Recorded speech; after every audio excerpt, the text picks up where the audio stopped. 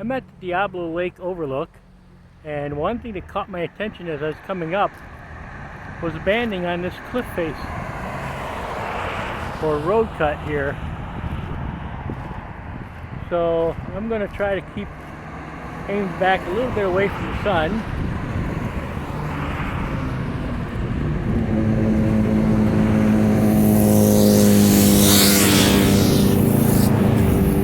Yes, motorcycles here. It was rainy this morning, but it's turned into a very beautiful day. And this rock face, now I'm in the area where it should be the banded gneiss.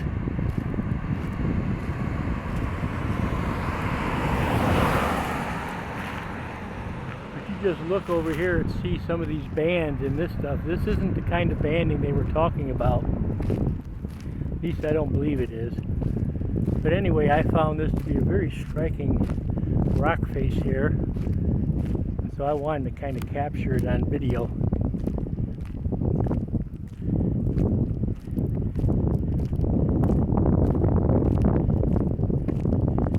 Because as I was driving up, I saw this banding in here, and it's just like, wow. This wasn't exactly what they were talking about, I don't believe, by banding. This looks more like veins of like quartz or some other material working its way through. It's getting harder to see it now as the light's getting on the rock surface, and there's not as much banding here, I don't think, either. But there's some banding right there that's being lit by the sunlight real well. And you can see that over in the shade yet.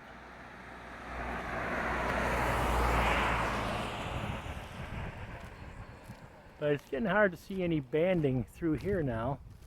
So I'm going to go directly at the sun here for a moment and try to shade the camera a little bit. As I get this mountain over here. I gotta kind of straddle and step across the guardrail here. A lot of people are coming out to this area that's beyond the standard part of the overlook where the guardrail is at.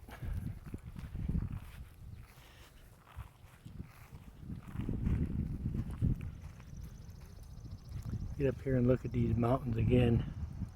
They're great looking mountains.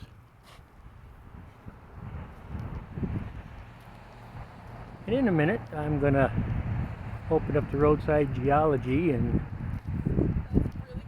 say what it says about these mountains around here. It was too scary. But you can see Diablo Lake here, which is dammed up part of the Skagit River, one of 3 dams on the Skagit River in this area. I guess they say this particular lake goes 27 miles up into Canada, and the green color comes from the what they call rock flower. I think it also is called loess.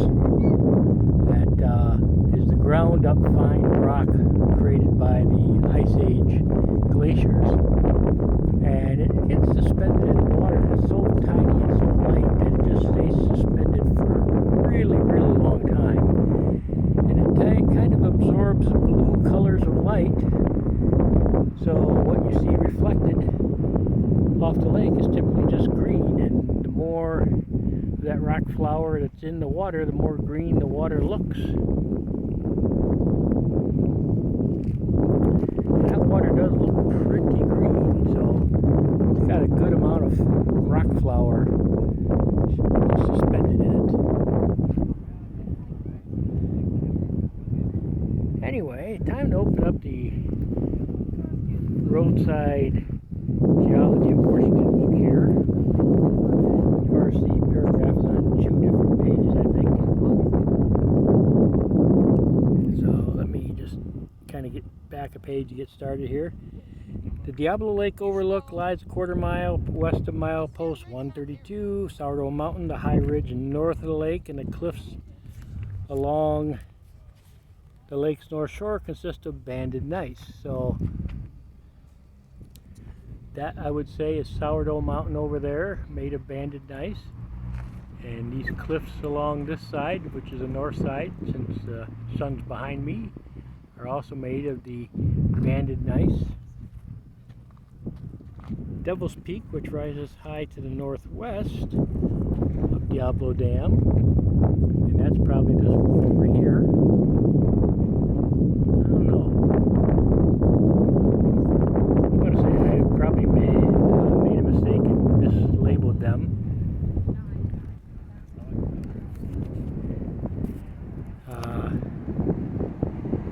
Sourdough. Maybe Sourdough is this one over here. And Sourdough is supposed to be to the north, I think. Of course, I have to get on two different pages. So Sourdough Mountain, high ridge north of the lake. I'm pretty sure that's probably not that way. So that would be Sourdough Mountain. And northwest would be Davis Peak. And those are of the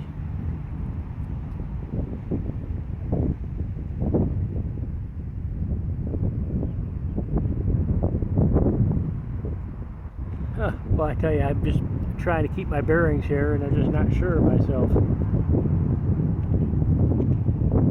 When we get over this way, we're going to get to the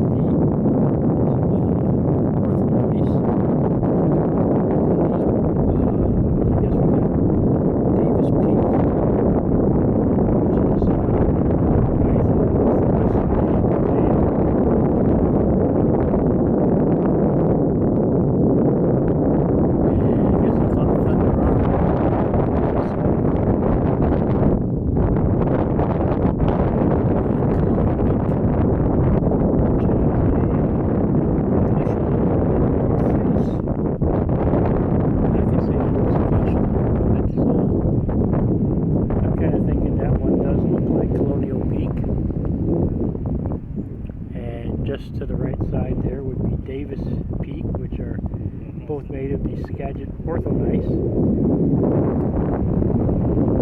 got a lot of these here. I just am a little less sure of the my identifiers at this point. Looks like there's a dam over there too, because I see power lines going off away from it in both directions. Matter of fact, I definitely see a dam down there. Definitely see a dam and no water past the dam. So I'm kind of getting befuddled on my directions. Maybe I'll get some orientation up here in the proper area.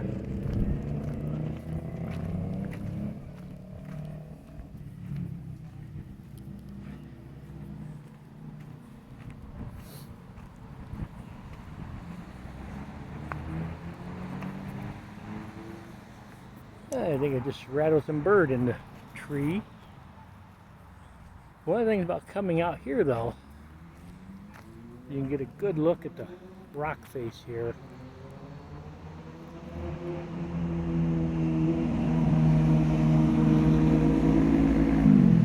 And it looks like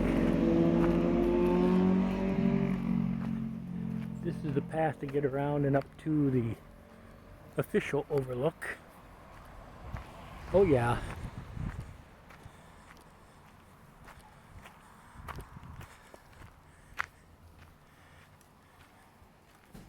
Through the shade under these trees and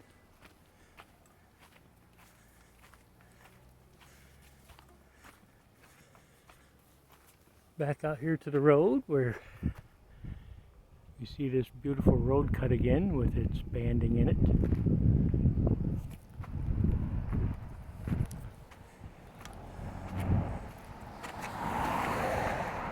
This looks to be the popular way people come through, is just to step over the guardrail here on the edge of the parking lot.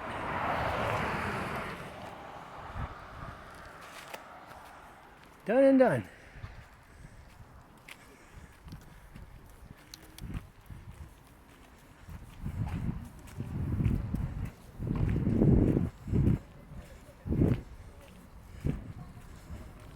So let's get out here to the official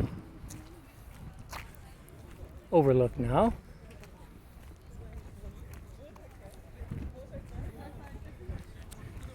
It's got placards here. They'll probably tell me exactly what mountains I'm looking at when I look at them.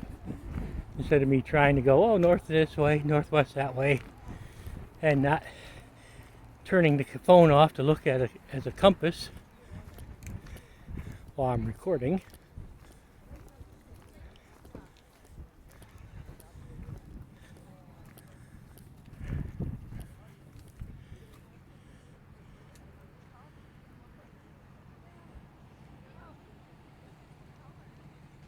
Stiller jay and a gray jay. I don't think I've ever seen a gray jay. Oh, we see the rock face there again.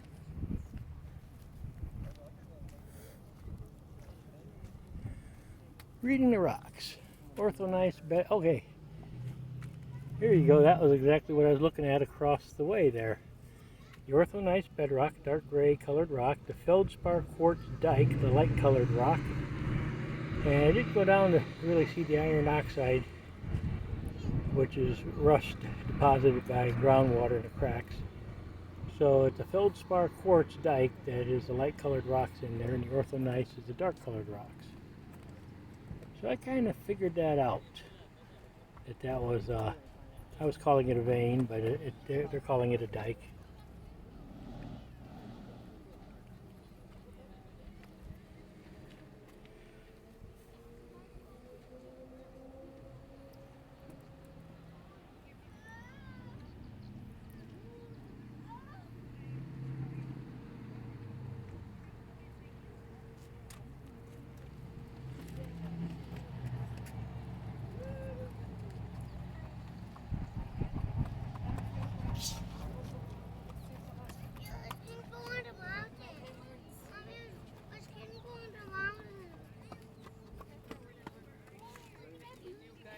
Okay.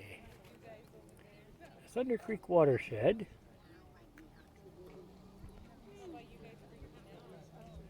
Okay, so yeah. So I got Colonial Peak and Pyramid Peak up above me here, it looks like. Maybe Pyramid.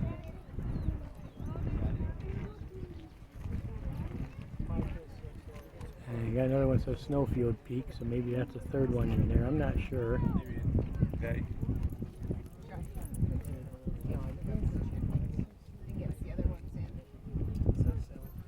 Okay, here we go. So we got Colonial Peak and Pyramid Peak, and Colonial Creek in between the two, Road Creek on the far side, and Thunder Lake Fault. Alright, so when we look up here into the sun, and I'm going to shade the camera, that lowest peak over there is right along the lines of the Thunder Lake Fault. That looks like the Thunder Lake Fault goes right in the valley of the two there, and that valley down there comes down between the two. That's not really, you know, water erosion. That's actually a fault line, what it's showing. And you got a debris zone toward the bottom. And as you go up there, you got Colonial Peak. And then you got Pyramid Peak, and Colonial Creek is between the two. Thunder Knob is the area just below over here. Davis Peak is the big one over here, and there's a number of landslides over here. Sourdough Creek comes down from that first snowpack up there, and Sourdough Ridge is up. Didn't mean to hit the camera. Sourdough Ridge is up here. So now I got the names right. Probably didn't have them right as I was trying to sort it out though.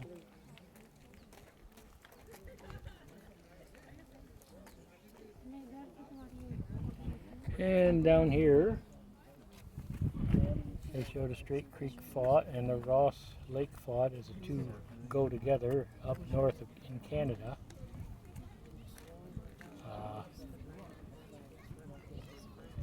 But the crystal core is basically in between the two, and you can see it's a V shape rather than parallel lines as I was assuming.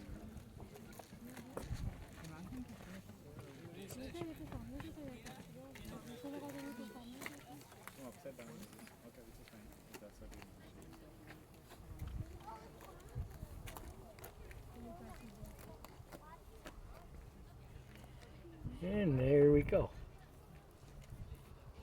So let's find an open spot and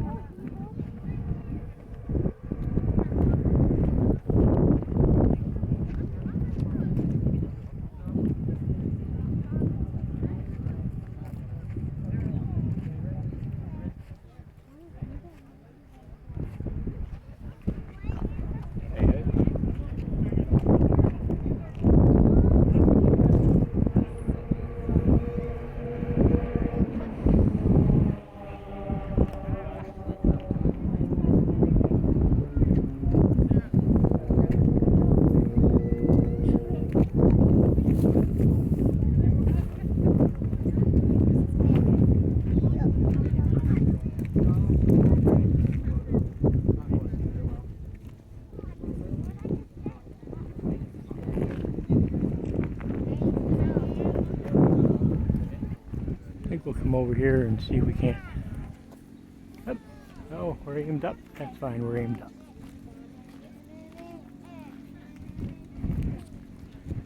Most people don't want their picture taken anyway.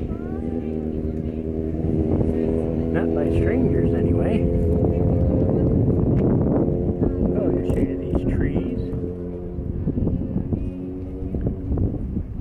You can see where the dam is down there, and the water just ends right at the dam.